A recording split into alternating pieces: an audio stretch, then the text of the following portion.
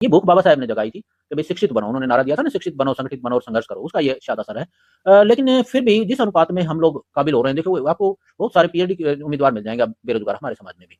तो उस अनुपात में यूनिवर्सिटियों में और कॉलेजों में तो दिखती है, लेकिन यूनिवर्सिटियों में हमारी भागीदारी नहीं हो पाई। अभी भी शायद जो है ना, कभी लोकसभा में किसी ने आंकड़ा दिया था कि शायद 8-7% वैकेंसी ही शेड्यूल कास्ट की भरी गई है, और एसटी में तो और भी बुरा हालत है, और ओबीसी के भी हालत कमोबेश काफी खराब है। तो बहुत सारी यूनिवर्सिटियों में मैंने देखा कि अभी जैसे गोरखपुर यूनिवर्सिटी में, तो अभी सर वहाँ भर्ती हुई थी कुछ दिन पहले, कुछ साल पहले। तो वहाँ एक सचिव थे जो उन्होंने ये आरोप लगाया कि वहाँ रिजर्वेशन की अनदेखी की गई, और इस स्टेटमेंट को लेकर के उन्होंने शेयर किया था, किसी ने पोस्ट डाला था और उन्होंने पोस्ट को शेयर किया। इस पोस्ट के आधार पर उनको जो है मुख्यमंत्री ने टर्मिनेट करवा दिया। तो इस पे सर वो क्या विचार है? देखिए, मुझे उस मुद्दे का नहीं पता, मैं उस मामले का जवाब बता रहा हूँ, लेकिन हाँ, कभी कभी कुछ लोग खिलवाड़ कर देते हैं। जय भीम, जय जोहार। साथियों, हमारे बीच में प्रोफेसर एस के चहल सर हैं, जो इंटेलेक्चुअल प्रोफेसर हैं और कुरुक्षेत्र विश्वविद्यालय के सर डीन हैं, और हम लोग के बीच में उपस्थित हैं। सर से कुछ सवाल हैं, जिन सवालों को लेकर के सर से कुछ सवाल करना चाहेंगे। सर, आपको सर परिचय के साथ में। हम्म। हाँ, रही बात मेरे परिचय की, आपने बता ही दिया। मैं कुरुक्षेत्र विश्वविद्यालय में नौकरी करता हूँ, वहाँ पे डीन रह चुका हूँ, dean social sciences, head of the department भी रह चुका हूँ। इसके अलावा Indian institute of advance study Shimla में मैं फेलो भी रहा हूँ, जो कि एक बड़ी मतलब मुश्किल से, बड़ी मेहनत से एक फेलोशिप मिलती है, काफ़ी कंपटीशन होता है। तो फेलोशिप मिली थी मुझे मेरे फुले के प्रोजेक्ट पे। ज्योतिराव फुले भी एक प्रोजेक्ट किया था जो उन्होंने पब्लिश भी किया है। तो काफ़ी सारा रिसर्च है, 20 के आसपास, 16-17 के आसपास पीएचडी हो चुके मेरे अंडर, 100 के आसपास जो है एमफिल भी करवा चुका हूँ। तो ये शायद रिकॉर्ड ही होगा। तो काफ़ी ठीक ठाक सा मतलब जी जी। रिसर्च के क्षेत्र में, हिस्टोरिकल रिसर्च और दलित अध्ययन के क्षेत्र में ही है मेरा ज़्यादातर काम। सर, आपने अभी एक आत्मकथा लिखी है, तो यस। सर उस आत्मकथा के संदर्भ में सर क्या कहना चाहेंगे? जो सर आपने आत्मकथा लिखी है, जख्म अभी ताजा है, सर उस पे आपका क्या विचार है? हाँ, ये आपने अच्छा, ये मैं साथ में लेके भी आया हूँ, और मैं आपको ये देना भी चाहूँगा ज़रा, ये लीजिए। धन्यवाद सर। जी, जी। तो ये जो मेरी आत्मकथा है, ये मैं जब शिमला में था Indian institute of advance study में फेलो, उस फेलोशिप के दौरान मैं अपने प्रोजेक्ट पे भी काम कर रहा था, और मेरे दिमाग में था काफ़ी पहले से ये विचार कि मैं भी अपनी एक कहानी लिखूँ। खासकर जो दलित आत्मकथाएँ हैं, ये इन्होंने काफ़ी काफ़ी प्रसिद्धि भी पाई है, काफ़ी चर्चा भी पाई है, और कई सारे जो दलित लेखक हैं उनसे मैं प्रेरित रहा हूँ। जैसे दया पवार की एक पूरा ऑटोबायोग्राफिकल नावल था अछूत, पूरी दुनिया में उसका नाम हुआ। इसी तरह ओम प्रकाश वाल्मीकि का जो है जूठन, आपने सुना होगा, यूपी से ही थे वो। उनका जो जूठन नाम का जो उनकी आत्मकथा, वो भी पूरी दुनिया में पहुंची और खूब प्रसिद्ध हुई है। और मैं थोड़ा-सा मेरी आत्मकथा पे जानने से पहले ये दलित आत्मकथाओं के बारे में ना, ये जो विमर्श है वो थोड़ा-सा बता दूँ। देखिए, दलित आत्मकथाएँ जो होती हैं, ये सिर्फ़ अपनी राम कहानी नहीं होती। ज़्यादातर लोग जैसे आत्मकथाएँ लिखते हैं ना, और मैंने देखा और लोगों की आत्मकथाएँ मैंने काफ़ी पढ़ी हैं। मैंने ये लिखने से पहले, ये जो किताब मैं अपनी लिखी आत्मकथा, इससे पहले बहुत सारा पढ़ चुका था। काफ़ी मैच्योर स्टेज में भी लिखी है, लगभग 30 साल की नौकरी हो चुकी थी। तो मैंने ये देखा कि बाकी लोगों की जो आत्मकथाएँ हैं ना, वो सिर्फ़ राम कहानियाँ होती हैं, और उनके मुकाबले में दलित आत्मकथा को देखो, तो बिल्कुल ही एक अलग तरह, एक अलग ही मतलब टोन में लिखी जाती है। जैसे मेरा ये मानना है कि दलित आत्मकथा सिर्फ़ का अपनी खुद की कहानी नहीं होती, ये पूरा एक सामाजिक जी इतिहास जी को जी बयान करती है। जी। पूरी सोशल हिस्ट्री बताती है, मतलब जिस पीरियड में कोई व्यक्ति है जो इसका, मान लिया उस कहानी का वो जो केंद्रीय पात्र है, वो उस पूरे पीरियड में सामाजिक जो बदलाव हो रहे थे, उथल-पुथल जो मची हुई थी, क्योंकि समाज के हाशिए के लोग होते हैं ये, और उसी समाज में बड़े भारी जो है भेदभाव भी हैं, गरीबी भी है, सब झेलते हुए किसी तरह आगे बढ़ते हुए, उनसे मतलब थपेड़ों का सामना करते हुए, गरीबी के, भेदभाव के और तरह के संस्कृति के, हाँ, धर्म के तमाम, और फिर किसी तरह अपना मुकाम बना पाते हैं। कई लोग तो बर्बाद ही हो जाते हैं। जी जी कुछ जी। कुछ लोग ही शायद कामयाबी, 1-2% लोग ही यहाँ तक पहुँच पाते हैं कि वो अपने इस समाज में एक स्थान बना पाते हैं। जी जी। तो इसलिए दलित आत्मकथाओं ने, जिन लोगों ने भी लिखी है, बड़ी मतलब रोंगटे खड़े कर देने वाले अनुभव होते हैं। तो इसी के कारण इन्होंने दुनिया में ध्यान खींचा है, और साथ ही इसने हिंदी साहित्य को या क्षेत्रीय साहित्य को या अंग्रेजी साहित्य को भी समृद्ध करने का काम किया है। क्योंकि एक अलग ही तरह की टोन है इस लिटरेचर में, अलग तरह की डिक्शन है, अलग तरह का जो है आइडिया है, अलग तरह के मैसेज, अलग तरह की ही जिंदगी है। जी, सब कुछ एक अलग तरह का होता है, तो ऑब्वियसली इस तरह की जो है कहानियां लिखी जानी चाहिए। तो जी, अब मैं अपनी आत्मकथा पे बात करूं थोड़ा सा, जैसे आपने पूछा है, तो ये मैंने, जैसे मैंने कहा, शिमला में मैंने लिखी थी। मेरे दिमाग में भी आइडिया था, और बेसिकली ये जो मेरी कहानी है और दलित आत्मकथाओं से बहुत अलग तो नहीं है, लेकिन कुछ मामलों में आप यूनिकनेस कह सकते हो, क्योंकि हर एक आदमी की ज़िंदगी यूनिक होती है। तो ये मैं रोहतक में मेरा जन्म हुआ, और रोहतक से एक शहर में, जैसे आम तो पुरानी ज़्यादातर आत्मकथाएं है ना, दलित आत्मकथाएं, वो ग्रामीण बैकग्राउंड से शुरू होती हैं। जी, तो मेरी यूनिकनेस एक तो ये है कि मैं शहर की कहानी है, शहर के बीचों बीच एक स्कूल में मैं पढ़ता था, सरकारी स्कूल में। और उस हमारा मोहल्ला जो है शहर के एक तरफ जो है पूर्व दिशा में, सॉरी, उत्तर दिशा में बसा हुआ है। तो उस दलित बस्ती से निकल के किस तरह से शिक्षा पाई, और रोहतक से किस तरह से अपना कैरियर बनाते हुए, और उस कैरियर बनाने के दौरान स्कूल, कॉलेज, यूनिवर्सिटी, उसी दौरान तमाम तरह के समाज में जो उथल पुथल मचे हुए थे, कई तरह के इस समय आरक्षण विरोधी आंदोलन है, ये है, और जातीय भेदभाव की कई घटनाएं, हमारे मोहल्ले का जो माहौल है, उन सब का इसमें चित्रण है। और जी, किस तरह से, मतलब कुरुक्षेत्र से मैं सॉरी, रोहतक से कुरुक्षेत्र विश्वविद्यालय में एक स्थायी नौकरी, जहाँ पर मुझे मुझे मिली लेक्चरर की नौकरी, ये उस मतलब मेरे जिंदगी के बनने की कहानी है। जी, किस तरह से जिंदगी जो है मैं बना पाया। लेकिन बात वो उन 30 सालों में, लगभग 30 साल का इसमें जो कहानी समेटी है, वो अगर आप दूसरी, खासकर जो सो कॉल्ड अपर क्लास के जो लोगों की कहानियों से मिलाओ, तो उनकी तो कई जिंदगियों के बराबर है वो स्ट्रगल। जी, जी, और वो स्ट्रगल इसमें ऐसे दिखी मेरी आत्मकथा में, और वो दलित आत्मकथाओं में भी ये बात आपको कॉमन दिखेगी कि भाई कदम कदम पे रुकावटें हैं। गरीबी का सामना, कदम कदम पे जो है अभावों का सामना, भेदभाव का सामना, और तो और मौत का सामना। मौत का सामना, जी, ये बिल्कुल सर। तमाम चीजें, मैं अतिशयोक्तिपूर्ण बात नहीं कह रहा, ये चीजें हमें महसूस, ये हमें झेलनी पड़ती हैं। और इतना आसान नहीं होता। आज मैं टाई लगा के और बड़ा शानदार हैट लगा के, जैसे मैं आपके पाठकों से रूबरू हो रहा हूँ, मैं सर, मेरे मेरी जो कहानी है वो पढ़ेंगे तो आप, मतलब यकीन ही नहीं आएगा, खुद मुझे भी यकीन नहीं होता था मैं आज यहाँ तक पहुँचा कैसे। तो दोस्तों, पाठकों से मेरी गुजारिश है, ये हिंद युगम प्रकाशन ने पब्लिश करी है, और मैं ज़्यादा तो नहीं बता पाऊंगा, थोड़ा सा रहना चाहिए सस्पेंस।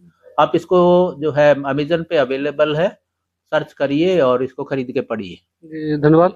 और सर, सवाल ये भी है कि सर आप एज ए इंटेलेक्चुअल प्रोफेसर हैं और बहुजन समाज से हैं, तो ज़्यादातर सर देखने को ये मिलता है कि अभी जो भी बहुजन समाज के जो प्रोफेसर यूनिवर्सिटियों में आने चाहिए, जिस अनुपात में आने चाहिए, जो हिस्सेदारी भागीदारी है, वो सुनिश्चित नहीं हो पा रही है प्रोफेसरों के तौर पे। तो सर इस संदर्भ में क्या आपके विचार है? देखिए, यूनिवर्सिटी जो है, यूनिवर्सिटियाँ बड़े बड़े केंद्र होते हैं उच्च शिक्षा के, और इसमें तो कोई शक नहीं है। जब हमारे टाइम में हम पढ़ते थे, उस समय तो खैर थोड़ा सा कमी होती थी उम्मीदवारों की, खासकर काबिल उम्मीदवारों की। लेकिन अब जो है काफ़ी लोग पढ़ रहे हैं, और बहुत, मतलब शिक्षा के क्षेत्र में हमने जो झंडे गाड़े हैं दलित समाज ने खासकर, जी, वो वास्तव में बहुत सराहनीय हैं। क्योंकि हमारे यहाँ जो शिक्षा का दर है, वो ब्राह्मणों की शिक्षा के दर से बराबर के लगभग बराबर आ गया है। ये कोई छोटी उपलब्धि नहीं है। जी, ये भूख बाबा साहेब ने जगाई थी कि भाई शिक्षित बनो, उन्होंने नारा दिया था ना, शिक्षित बनो, संगठित बनो और संघर्ष करो, उसका ये शायद असर है। लेकिन फिर भी जिस अनुपात में हम लोग काबिल हो रहे हैं, देखो आपको बहुत सारे पीएचडी के उम्मीदवार मिल जाएंगे अब, बेरोजगार हमारे समाज में भी। तो उस अनुपात में यूनिवर्सिटियों में और कॉलेजों में तो दिखती है, लेकिन यूनिवर्सिटियों में हमारी भागीदारी नहीं हो पाई है अभी भी। शायद जो है ना, कभी लोकसभा में किसी ने आंकड़ा दिया था कि शायद 8-7% वैकेंसी ही शेड्यूल कास्ट की भरी गई हैं, और एसटी में तो और भी बुरा हालत है, और ओबीसी के भी हालत कमोबेश काफ़ी खराब हैं। तो इस इसके पीछे कहीं न कहीं देखिए एक वो मानसिकता है मुझे नज़र आती है, जिसको एनएफएस के नाम जी, पे, जी, जी, नॉट ट्रांसपोर्टेबल की वजह हाँ, से जो है वो एक एनएफएस नहीं। के नाम पे जो है, कभी कभी खुद मैंने भी देखा है, सिलेक्शन पैनलों में मैं भी बैठा हूँ, तो एनएफएस का बहाना बना के पोस्ट खाली छोड़ने की कोशिश की जाती है। हालांकि कई जगह मैंने जो है बड़ा एक कंक्रीट आर्ग्यू करके ऐसी चीजें रुकवाई भी हैं, अपॉइंटमेंट करवाई भी हैं, लेकिन मेरे जैसा आदमी हर जगह तो नहीं हो सकता या दलित जो है रिप्रेजेंटेटिव शायद हर पैनल में नहीं होते। तो ये जो मानसिकता है एनएफएस वाली या कहीं ना कहीं इसमें देखिए वो बात है, एंटी दलित काबिल लोगों की कमी नहीं है। जी। आप बस पोस्ट खाली छोड़ देना चाहते हो तो वो तो अलग बात है। तो इसका इलाज ये है कि अभी अभी ये मांग उठी है कि जो एनएफएस व जो करते हैं इसको जो है इसके खिलाफ कुछ कानूनी जो है प्रोटेक्शन दिया जाना चाहिए। हमारे अगर काबिल उम्मीदवार हैं तो उनको क्यों नहीं अपॉइंट किया गया। सर पहले ये तो देखने को मिलता था कि पहले कैंडिडेट हमारे समाज में नहीं होते थे, नहीं बहुजन समाज में नहीं होते थे, तो वो ये कहते थे कैंडिडेट इज नॉट अवेलेबल, मतलब कैंडिडेट ही नहीं है। अभी बड़े पैमाने पे बहुजन समाज में जो है पीएचडी किए हुए लोग हैं और उस योग्य हैं। अब क्या कहते हैं, जो सरकारें जो कहती हैं candidate is available but not suitable, तो वो जो है इसके माध्यम से। और दूसरी चीज़ सर, जो वैकेंसियाँ हैं, जो प्रोफेसरों की वैकेंसियाँ हैं, वो बैकडोर से भरते हैं। दूसरी चीज़ सर ये भी देखने को मिलता है कि बड़े पैमाने पे जो है बैकडोर से ये भरी जा रही है। तो इसमें सर नहीं नहीं, बैकडोर का तो खैर मुझे नहीं समझ में आता बैकडोर किस तरह से हो सकता है। लेकिन देखिए आरक्षण बाबा साहब ने जो दिया था अधिकार उसको लागू तो करना पड़ता है, क्योंकि संवैधानिक व्यवस्थाएं हैं ना, जो जो कानूनी व्यवस्थाएं संवैधानिक व्यवस्थाएं वो हर एक सरकारी संस्थान को पूरी करनी पड़ती है।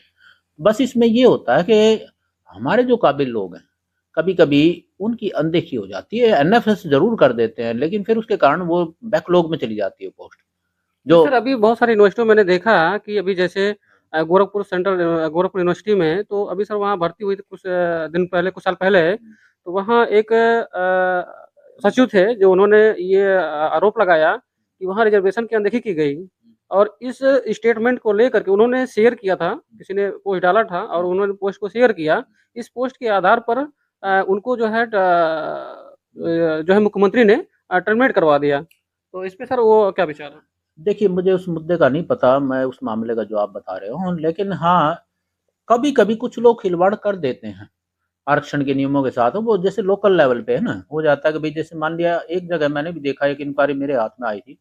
एक हमारे यहाँ हरियाणा की एक यूनिवर्सिटी थी, तो उस पर कंप्लेंट आई कि भाई उन्होंने ना रिजर्वेशन के नियमों को फॉलो नहीं किया। तो मैं उसका इंक्वायरी में मेंबर था, मुझे भी सरकार ने मेंबर बनाया।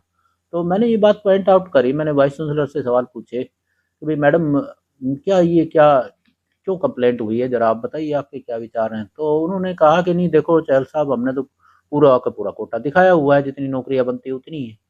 लेकिन जब हमने बारीकी से दस्तावेजों को देखा ना, तो ये पता चला कि उसने क्या किया, उन लोगों ने एक कमेटी बनवा के, वाइस चांसलर खुद तो नहीं करते काम, कमेटी बनवा लेते हैं, और कमेटी ने जो है शिफ्टिंग कर दी कुछ पोस्टों की। जैसे मान लिया हिस्ट्री है, पॉलिटिकल साइंस है, इस तरह के जो सब्जेक्ट है ना, हिंदी है, जिसमें हमारे कैंडिडेट खूब मिल भी जाते हैं, वहां से रिजर्व पोस्ट हटा के कुछ ऐसे टेक्निकल सब्जेक्ट में शिफ्ट कर दी। जैसे फैशन टेक्नोलॉजी है ना, जैसे बायोकेमिस्ट्री है, मतलब जो हाईली स्पेशलाइज्ड को जो कोर्स है ना या डिपार्टमेंट है, उनमें वो शिफ्ट कर दी। तो मैंने कहा मैडम ये तो ये तो ठीक नहीं लग रहा, आपको इस तरह से शिफ्टिंग नहीं करनी चाहिए।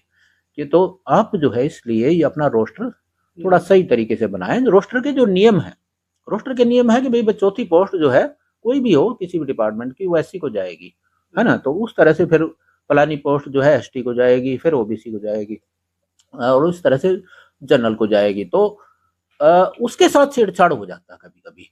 और अगर जो है उस यूनिवर्सिटी में, जब पता नहीं आप गोरखपुर की बात कर रहे थे जहाँ भी, वहाँ इस तरह की कोई चीज हुई या ना हुई उसका तो नहीं कह सकता, लेकिन हाँ मैंने खुद जो है देखा है। और मैंने जब हमने वो रिकमेंडेशन करी, तो उसके बाद यूनिवर्सिटी को सख्ती से, हमारा डीएचई है उसने सुझाव दिया कि भाई आप इसको फॉलो करें। तो वो सारी की सारी वो रिक्रूटमेंट उन्होंने प्रोसेस शुरू कर दिया, तो उस पर रोक लगाई गई, दोबारा रीएडवर्टीज हुआ।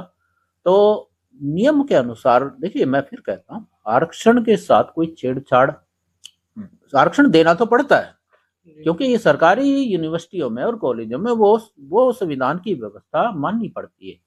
लेकिन थोड़ा सा कई बार लोकल लेवल पे कुछ ऐसी चीजें हो जाती हैं, लेकिन और कभी कभी एनएफएस के नाम पे खिलवाड़ हो जाती है। तो उस चीज को रोकने का तरीका ये है कि हमारे लोग जागरूक हों। जैसे जिस यूनिवर्सिटी में हम इंक्वायरी के लिए गए, वहाँ के स्टूडेंट जागरूक थे, उन्होंने कंप्लेंट करी, और कंप्लेंट एक जगह नहीं करी, कई जगह करी।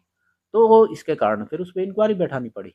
सर एक सवाल और भी है। अभी ये भी देखने को मिलता है कि सिलेबस में सर जो सिलेबस होना चाहिए हालांकि ये संविधान में भी कहा गया है कि जो विद्यालय में जो सिलेबस होंगे वो एकेडमिक होंगे और एकेडमिक के बाद जो होगा वो सोशल होगा। लेकिन ये देखने को मिलता है एकेडमिक के साथ साथ सोशल ना हो करके वो रिलीजियस है, जबकि संविधान इसको मानता नहीं है। लेकिन जो है जो सिलेबस अभी बनाए गए ज़्यादातर देखने को सिलेबस जो मिलते हैं वो रिलीजियस मिलते हैं। तो सर इस पर्पस में सर क्या आपका विचार है? देखिए, भारत का संविधान एक सेक्युलर संविधान है, लेकिन सेक्युलरिज्म का मतलब ये नहीं कि हम धर्म को बिल्कुल नहीं मानते। इसका सिर्फ ये मतलब है कि राज्य का धर्म नहीं होगा, राज्य का कोई धर्म नहीं होगा, लेकिन राज्य राज्य सभी धर्मों का सम्मान भी करेगा। और ये सिलेबसों में ये जो कई बार कभी-कभी धार्मिक महापुरुषों के बारे में जो बताया जाता है, पढ़ाया जाता है, ये उसी आइडिया से आता है। लेकिन इसमें एक संतुलन रखना चाहिए। हमें जो है मान लिया कि हिंदू कुछ रिफॉर्मर्स का या संतों का ज़िक्र कर रहे हो आप, तो थोड़ा-सा दूसरे धर्म के जो रिफॉर्मर हैं या जो संत रहे हैं, हमें उनको भी रखना चाहिए। जैसे सिखिज़्म में बहुत सारे संत हुए हैं, सिख गुरु हुए हैं, उनको भी बराबर मान देना चाहिए। इसी तरह जो है भक्ति परंपराएँ हैं, सूफ़ी परंपराएँ हैं, उसमें भी बड़े-बड़े जिन लोगों ने देश को जोड़ने का काम किया है, एक से एक संत हुए हैं, उनके बारे में भी पढ़ा। देखिए, हमें धार्मिक शिक्षा से गुरेज नहीं है, लेकिन उस शिक्षा में सांप्रदायिकता ना हो, उस शिक्षा में नफरत ना हो। मतलब वो धार्मिक जो जो भी संत है वो किसी धर्म के खिलाफ, किसी दूसरे समुदाय के खिलाफ उसने कोई ऐसी बात ना कही हो, तो फिर तो कोई आपत्ति नहीं है। क्योंकि हमें बेसिकली एक बहुल समाज में रह रहे हैं और इस बहुल समाज में सभी लोगों का सम्मान करना हमें सीखना होगा। और ये बात ठीक है कि सिलेबसों में ज़्यादातर तो एकेडमिक मुद्दे ही होने चाहिए। और दूसरा, हमारा संविधान ये भी कहता है कि हमें साइंटिफिक एजुकेशन को बढ़ावा देना चाहिए। कर्तव्यों में आती है ये बात, हमारे जो 10 कर्तव्य है ना, उनमें ये लिखा हुआ है संविधान में कि हम वैज्ञानिक शिक्षा को और वैज्ञानिक सोच को, साइंटिफिक टेम्परामेंट को बढ़ावा देंगे। तो सिलेबस बनाने वाले लोगों को भी थोड़ा-सा ये ध्यान रखना चाहिए कि वो जिस भी धार्मिक व्यक्ति को वो डाल रहे हैं सिलेबस में, थोड़ा-सा ये देखना चाहिए कहीं वो अंधविश्वास का प्रचारक तो नहीं है, जी, जी। है ना? तो और वो मतलब कोई सांप्रदायिक या जातिवादी मानसिकता का तो नहीं था। तो हमें जो इंक्लूसिव सोच के हैं और जो थोड़ा-सा तर्कवादी, बुद्धिवादी सोच के हैं, साइंटिफिक सोच, ऐसे लोगों को सिलेबसों में शामिल जी। करना चाहिए। सर एक सवाल और ये भी है कि सर गुलामी के पहले तो सर बहुजन समाज के लोगों को उस लेवल पे अधिकार नहीं था।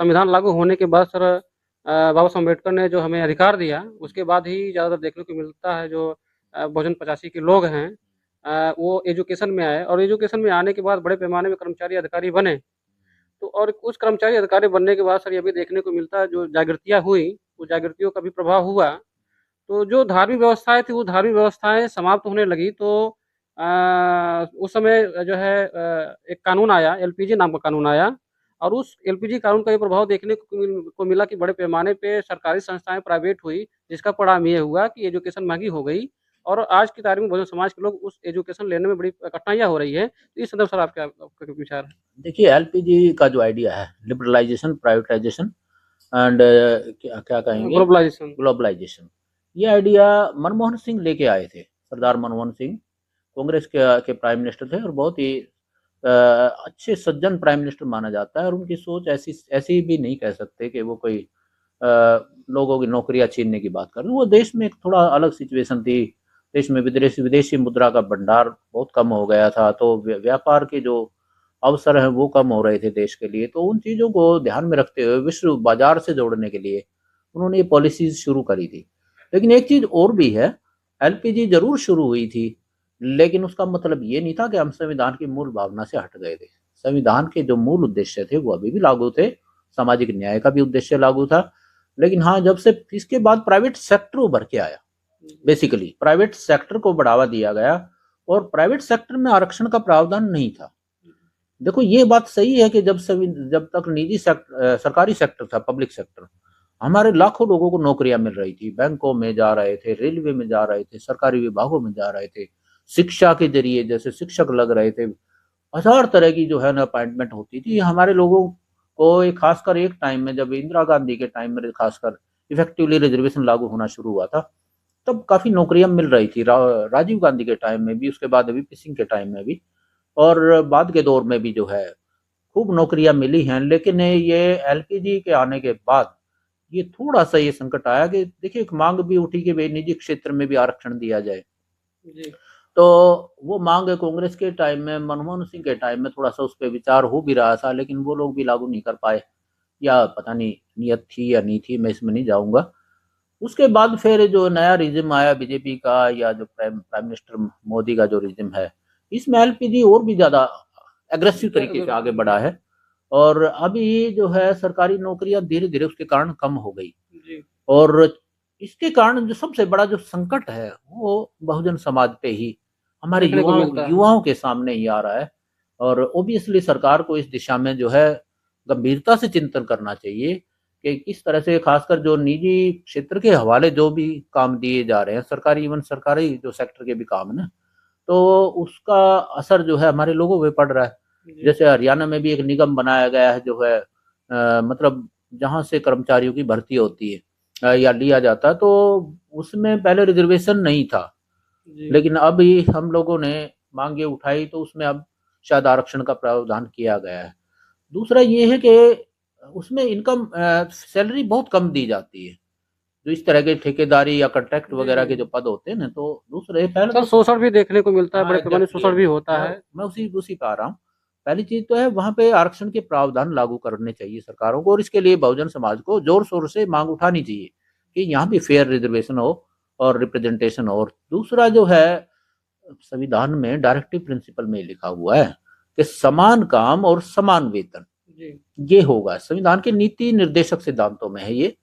अगर कोई कोर्ट में अगर जाए और इस डायरेक्टिव प्रिंसिपल के आधार पे भी जज फैसला देते रहे हैं, हालांकि ये बाइंडिंग नहीं है स्टेट के ऊपर, लेकिन इसके आधार पे भी जजों ने फैसला सुनाए हैं। न्यायपालिका के पास जाना चाहिए लोगों को, और सरकारों को भी देखना चाहिए कि भाई जब, अब देखो मान लिया मैं प्रोफेसर हूँ, जी। मेरी मेरी सैलरी 2-2.5 लाख रुपए होगी, और मेरे डिपार्टमेंट में एक व्यक्ति पार्ट टाइम के तौर पर टीचर की नौकरी कर रहा है। देखो मैं, मेरे अंदर इतनी ईमानदारी है, मैं मुझे कहूंगा जरूर कि भाई जितना काम मैं करता हूँ उतना ही काम वो शिक्षक भी वो भी करता कर है, रहे हैं। लेकिन उसको 30-35 हजार रुपया मिलता है। जी, मुझे तो मुझे सर ये भी शोषण कहीं न कहीं शोषण का ही। तो ये देखिए, ये सरकारों को सोचना चाहिए, यूनिवर्सिटीज को भी सोचना चाहिए कि भाई इतना भारी गैप क्यों है फिर इनकम में। अब कम से कम मिनिमम बेसिक पे तो दे दो उन जी। लोगों को जो मिनिमम बेसिक बनती है। चलो ठीक है, क्योंकि टाइम वो कॉन्ट्रैक्ट पे लगाए गए हैं, टेम्परेरी हैं, जिस दिन रेगुलर हो गए उस दिन तो चलो उनको सब सब मिलेगा, लेकिन कम से कम उस दौर में बेसिक तो दो आप, इतना तो बनता है। तो इसके लिए देखिए अपने बहुजन समाज को भी मांग उठानी चाहिए, और न्यायपालिका को भी थोड़ा संवेदनशील होना चाहिए, तभी लोगों को न्याय मिल पाएगा। देखिए न्यायपालिका संविधान की रक्षक है, सुप्रीम कोर्ट खासकर, और सारी न्यायपालिका से हम उम्मीद करते हैं कि भाई वो ऐसे मामलों में लोगों को न्याय दे या सरकारों को दिशा निर्देश दे, और सरकारों को खुद भी संवेदनशील होना चाहिए। देखिए एलपीजी अपने आप में बुराई नहीं है, लेकिन एलपीजी को जिस ढंग से लागू किया जा रहा है वो तरीका गलत है, कि उसमें क्योंकि हमारे लोग छूट रहे हैं, हमारे लोगों के साथ अन्याय हो रहा है। जो 85% लोग हैं, आपने सही कहा, अगर 85% लोगों के साथ ऐसे खिलवाड़ होगा तो फिर तो हम तो उसी लाइन में आ जाएंगे, हम तो वही जो है वर्ण व्यवस्था के आखिरी पायदान पे फिर पहुंच जाएंगे, और पहुंच ही रहे हैं। एक टाइम तो हम लोग खूब एम्पावर हो रहे थे, लेकिन अब जो है वो एम्पावरमेंट युवा पीढ़ी के सामने दिख नहीं रहा, जी। तो कैसे होगा फिर। ये तो सर, ये तो एक सवाल है। तो सरकारों को भी संवेदनशील होना चाहिए, और अपने लोगों को देखिए, हम दूसरों के मुंह को नहीं ताक सकते बहुत देर तक। सर अगर आपने अभी हाँ, सवाल ये सर आपने ये जवाब दिया जो है सुप्रीम कोर्ट का। तो अभी सर सुप्रीम कोर्ट में एक जो है सीजीआई जो है बी आर गवई जी के साथ में घटनाएं घटी है। उनके ऊपर एक ब्राह्मण जो है जूता फेंकने का काम किया। तो इस संदर्भ में सर आपका क्या विचार है? देखिए मैं, मुझे नहीं लगता वो व्यक्ति ब्राह्मण था या क्या था, तो ज़्यादा मैं उसमें जाना भी नहीं चाहता। और दूसरा, सीजीआई ने खुद भी उस मुद्दे को तूल नहीं दिया, उन्होंने उस व्यक्ति को भी माफ़ कर दिया। और क्योंकि वो चाहते नहीं थे कि एक बेकार के मुद्दे पे कितनी चर्चा हो, तो ये उनका बड़प्पन है, बहुत बड़ा दिल है। लेकिन हाँ, फिर भी देश की सरकार के लिए और खुद न्यायपालिका के लिए, न्यायपालिका की प्रतिष्ठा होती है, ये एक चिंता का सवाल है प्रशासन के लिए, पुलिस प्रशासन के लिए, कि चीफ जस्टिस की अदालत में जाके एक व्यक्ति का इतना दुस्साहस हो गया, और ये ऐसी चीज हरकत करके वो आ भी गया, और उसके खिलाफ कोई कार्रवाई नहीं हुई। असल में दलितों पे बहुत सारी साथ साथ और भी जो है ना ज्यादतियों की और अत्याचारों की घटनाएं बढ़ रही हैं सर बड़े हरियाणा बड़े में। बड़े पैमाने पर सर ये देखने को मिल रहा है जो इंटेलेक्चुअल है उनके साथ में घटनाएँ वर्तमान की सरकार में हो रही है। तो अभी वो एक मामला सर ये आया जो है, दूसरा मामला सर अभी देखने को मिला कि अभी जो है बाबा साहब अम्बेडकर को ये कह रहे हैं कि जो है अंग्रेज़ों के दलाल थे, उन्होंने संविधान नहीं लिखा और वो लोग कह रहे हैं जो है बी.एन. राव ने लिखा है। तो इस तरह के ज़्यादातर ब्राह्मण कम्युनिटी के लोग ही इस तरह के स्टेटमेंट दे रहे हैं। तो सर इस पर क्या आपका विचार? देखिए, जो लोग ये कह रहे हैं कि अम्बेडकर अंग्रेजों के दलाल थे, तो उनको कम से कम ये मैं याद दिला दूं, बी एन राव तो थे ही अंग्रेज सरकार के नौकर। अम्बेडकर अंग्रेज सरकार के नौकर कभी नहीं रहे, कभी नौकरी नहीं करी। बी एन राव तो सरकारी अधिकारी थे। उसके नाम के आगे तो सर भी लगा हुआ है, सर बी एन राव। आपको पता है सर की उपाधि किसको मिलती थी? जो अंग्रेजी ताज के प्रति पूरी निष्ठा रखते थे, अंग्रेजी राज की जिंदगी भर सेवा करते थे। तो बी एन राव तो सरकार औपनिवेशिक व्यवस्था का एक नौकर था। अच्छा, रही बात संविधान में उसके योगदान की, मैंने बहुजन 85 को एक इंटरव्यू दिया है अभी रिसेंटली। आपके वो जो ऑडियंस हैं वो उसको भी देख लें, थोड़ा सा आपको ही बता दूं। देखिए, संविधान ने एक ड्राफ्टिंग कमेटी बनाई थी जिसमें 7 मेंबर थे। उसको चेयर बाबा साहेब अम्बेडकर कर रहे थे। बी एन राव तो उसका मेंबर भी नहीं था, वो संविधान सभा का भी मेंबर नहीं था। वो एक अधिकारी था जो संविधान बनाने के लिए एक ऑफिस जो बनाया गया था ना, वो उस ऑफिस का एक मेंबर था। संवैधानिक सलाहकार का पद दिया गया था उनको। और एक और व्यक्ति था मुखर्जी, वो उसको ड्राफ्टमैन का पद दिया गया था। ये टेक्निकल चीजों को करने के लिए ये स्टाफ नियुक्त किए गए थे। ये सब स्टाफ के लोग थे।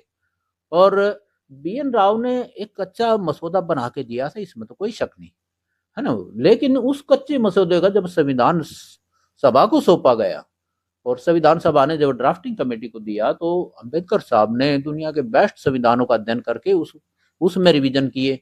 उसके बाद पब्लिक डोमेन से जो विचार आए, 4,500 के आसपास विचार आए थे, सुझाव जो आए थे, उनके अनुसार फिर रिवीजन किए।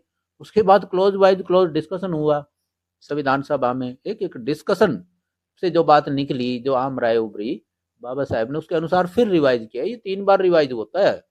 वो जो ड्राफ्ट था वो तो पूरी तरह ही बदल गया था। अब बताइए, उसके आधार पे आप अब देखो, अरुण शौरी से लेके अभी भी कोई मिश्रा है, कोई अनिल मिश्रा, और इस तरह कई कई लोग इस तरह की बात, अनर्गल बात करते हैं। पता नहीं इनकी सोच को क्या है, या तो इनको भाई अम्बेडकर जो है वो शक्ल ही पसंद नहीं आती इनको, कि भी अम्बेडकर क्यों संविधान निर्माता हो, उसकी बजाय किसी और को खड़ा कर दिया जाए। सर अभी लेकिन अभी हिस्टोरिकल फैक्ट ये है, मैं फैक्ट बता दूं, हिस्टोरिकल फैक्ट ये है कि इसमें जितना भी थोरोली जो काम किया गया, अंबेडकर ने जितना काम किया है, वो खुद के कृष्णमाचारी और खुद जो है डॉक्टर राजेंद्र प्रसाद, और खुद संविधान सभा का एक एक मेंबर ने रिकॉर्ड पे 11वें वॉल्यूम में, कॉन्स्टिट्यूएंट असेंबली डिबेट्स के 11वें वॉल्यूम में वो सारी बातें दर्ज है। सब ने रिकॉर्ड पे ये कहा है कि भाई संविधान को बनाने में असल में तो रियल जो भार था वो बाबा साहेब अम्बेडकर पे आ गया था। और बाबा साहेब ने अपनी सेहत पे भी टोल दे के, देखिए शुगर वगैरह कई बीमारियां भी थी, वो कहते हैं सेहत पे भी टोल दे के उन्होंने ये इतना शानदार तरीके से ड्राफ्ट किया है। देखो, ये तो नहीं कह सकते कि, हालांकि उसके बाद उस सभा में झड़ी लग जाती है। आखिरी दिन था ना वो, 25 नवंबर 1949, झड़ी लग जाती है प्रशंसाओं की। कोई उनको संविधान का फादर कहता है, कोई उनको ड्राफ्टमैन, संविधान का निर्माता कहता है, कोई उनको आधुनिक मनु कहता है। कितनी सारी उपमाएं दी गई।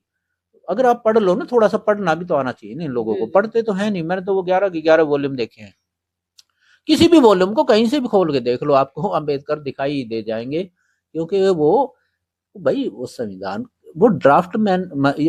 का ड्राफ्ट को बार बार रिवाइज कर रहे हैं। वो संविधान के रियल जो है एक तरह से निर्माता की तरह काम कर रहे हैं, और एक स्कॉलरली डिबेट में, हर डिबेट में शामिल होते हैं। तो ये तो देखो, जो लोग हिस्ट्री के फैक्ट जानना चाहते हैं वो लोग तो स्वीकार कर लेंगे। कहीं भी आप चाहे गूगल कर लो, आप चाहे ग्रो कर लो, चाहे जो है एआई जो है ना, चैट जीपीटी, वो कर लो। आपको चलो नहीं पढ़ना का तो टाइम नहीं है ना ऐसे लोगों पे, राजनीति करने वाले।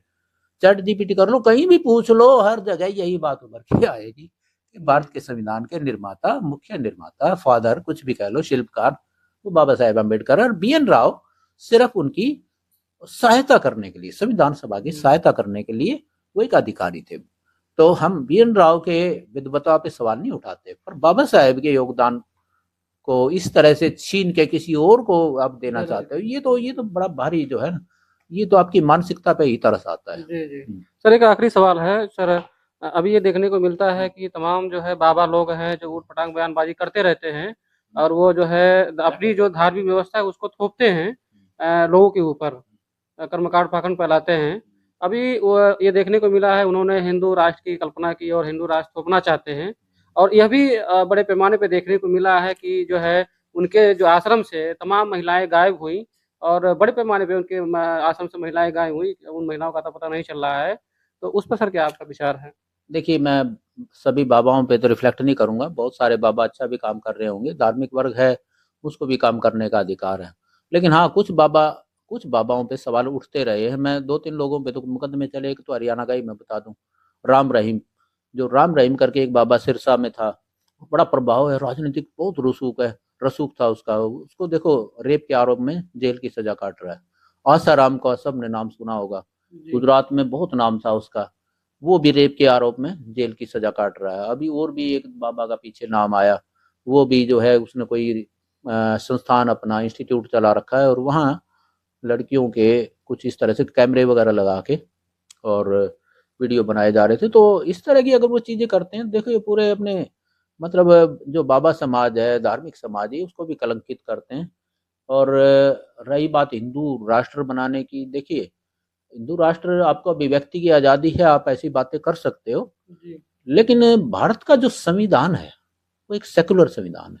हमें ये नहीं भूलना चाहिए।